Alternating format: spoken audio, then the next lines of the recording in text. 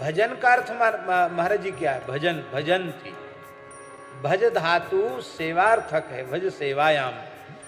भजंती का अर्थ है सेवन। हम लोग केवल इसे भजन कहते हैं, ये भजन नहीं है, ये स्मरण है। भजन क्या है? भज धातु से ही भजन बनता है और भज धातु से ही तिन प्रत्यय करके भक्ति बनती है। भज धातु से ही भक्ति शब्द निष्पन्न होता है।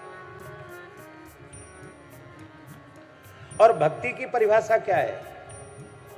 ऋषिकेन ऋषिकेश सेवनम भक्ति रुच्यते। इंद्रियों के द्वारा, इंद्रियों के अधीश्वर भगवान का निरंतर अनुभव करना, इसका नाम है भक्ति, इसी का नाम है भजन। इसलिए माताजी भजन का अर्थ है आंख से दर्शन करना, ये आंख का भजन है। कान से कथा सुनना, ये कान का भजन है। जिह्वा से गुणगान करना, ये जिह्वा का भजन है। भगवत प्रसाद का स्वाद लेना, चरणामृत का स्वाद लेना, ये जिह्वा का भजन है। भगवान नाम कीर्तन करना, ये जिह्वा का भजन है। भगवत सेवा करना, गौ ब्राह्मण संतों की सेवा करना, ये हाथ का भजन है। पैर से भगवान के मंदिर की प्रदक्षिणा करना, गाय की प्रदक्षिणा करना, श्री अयोध्या वृंदावन चित्रकूट की प्रदक्षिणा करना, श्री गिरिराज गोवर्धन की प्रदक्षिणा करना, द्वारिका पुरी की प्रदक्षिणा करना, ये पैर का भजन है। साष्टांग वंदन करना, ये सर्वांग का भजन है। मन से भगवान का चिंतन करना, ये मन का भजन है। बुद्धि को भगवान में लगा देना, ये बुद्धि का भजन है। चित्त में भगवत चरणारविंदों का चिंतन बना रहे, ये चित्त का भजन है। और मैं केवल भगवान का ही हूं और केवल भगवान ही मेरे हैं, ये अहंकार का भी भजन है। संपूर्ण ज्ञानेन्द्रियां, कर्मेंद्रियां, अंतरेंद्रियां वो निरंतर भगवद अनुभव में लगी रहे, इसी का नाम है भजन। इसलिए सन्मुख होए जीव मोहि जब, सन्मुख होए जीव मोहि जब, जन्म कोटि अघ नासहि तब, जन्म कोटि अघ नासहि तब।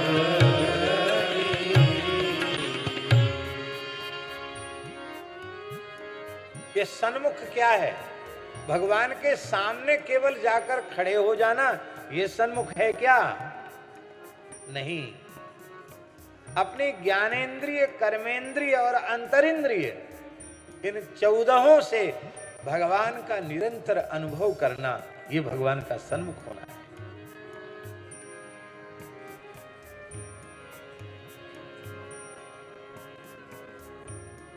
चौदह और 5 कितने होते हैं?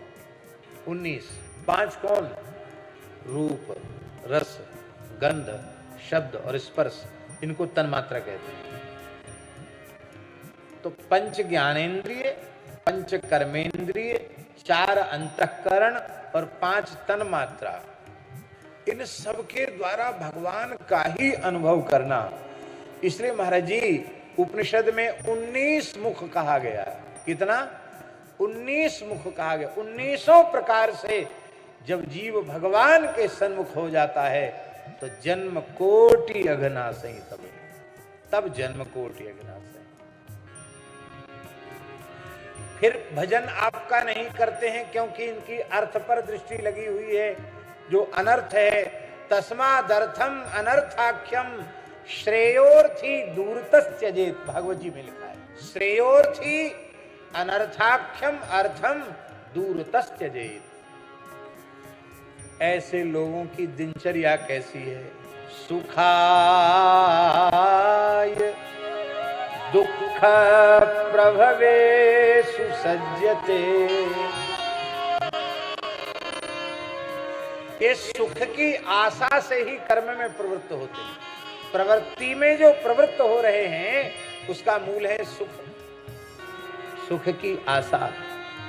और आश्चर्य है स्वामी जी, खोजते कहां, दुख प्रभवेशु, दुख प्रभव संसार है। जैसे हिमालयात गंगा प्रभवती, प्रभवत माने प्रथमतः गंगा की उपलब्धि वहां से होती, हिमालय से गंगा जी प्रकट होती। ऐसे ही दुख प्रकट होता है शरीर संसार की आसक्ति से, अहंता ममता से ही दुख का जन्म होता है। और शरीर संसार में रहकर ही सुख को खोजते हैं।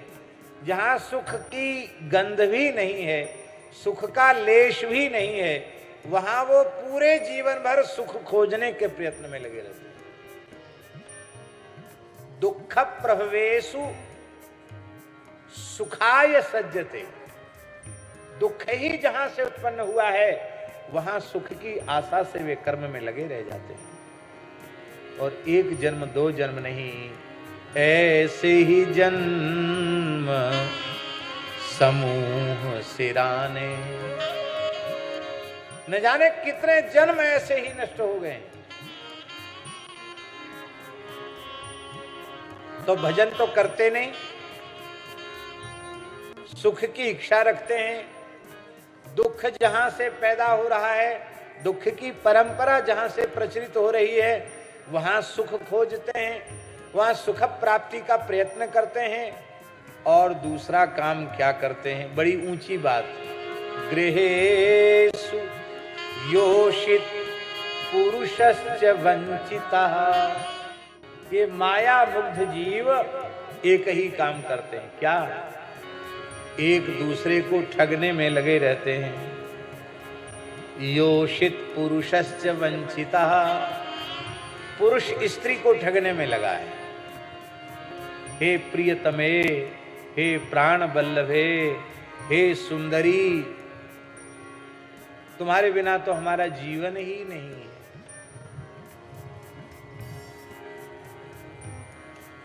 ये कुछ नहीं है। अभी मर के देख लो, कोई मर जाए तुम्हारे मरने से तो कहो, कोई मरने वाला नहीं। रोना भी ज्यादा देर तक का नहीं है, थोड़ी देर का रोना धोना फिर खत्म। इस प्रकार के जो संबोधन है किस लिए हैं, हम हंसाने के लिए कोई चीज नहीं कहते हैं। ये पुरुष इस प्रकार के संबोधन स्त्रियों को करता है केवल उसको ठगने के लिए। पुरुष स्त्रियों को ठगने में लगे हैं, स्त्रियां पुरुषों को ठगने में लगी रही हैं। हे प्राण धन, हे जीवन धन, हे मेरे सर्वस्व। हमारे एक संत थे हरिराम बाबा, बड़े अच्छे महात्मा थे। बोले एक महात्मा ने युक्ति सिखा दी एक भगत को, वो प्राण रोक लेता, ऐसे लगता कि बिल्कुल मर गया है। वो कहता था मेरी पत्नी बहुत प्रेम करती है। तो उसने पत्नी की परीक्षा करने के लिए स्वामी जी अपनी प्राणवायु रोक ली। पत्नी सोचिए तो मर गया। तो उसने बढ़िया हलवा बनाया था। उसने सोचा कि मैं रोने लग जाऊंगी। किसी किसी को बोलने की आदत होती है, मन में जो आता वो मुंह से बोल देते। तो बोल बोल के वो बोलती थी। वो कह रही थी अरे ये तो मर गया निपुता, ये मर गया, मैं रोऊंगी, सासू माँ दौड़ी आएंगी, घर के लोग रोने लग जाएंगे, फिर भूखे ही पेट रोना पड़ेगा। ये तो मर गया, जिंदा होना नहीं, तो पहले हलवा खा लूं। तो उसने हलवा खाया। फिर सोची कि अब ये मर गया है, ये अंगूठी पहने हुए है, सोने का चैन वगैरह पहने हुए है, पता नहीं किसके हाथ पड़ जाएगी, इसको उतार लो। उसको भी उतार लिया। लोभ तो और जग गया। उसके पति के दांत में सोना मढ़ा हुआ था। तो उसने सोचा है तो ये तो जल ही जाएगा, इसका सोना किस काम में आएगा। तो सिल लोढ़ी पत्थर उठा के लाई। बोले चलो दांत तोड़ के सोना निकाल लेती हूँ।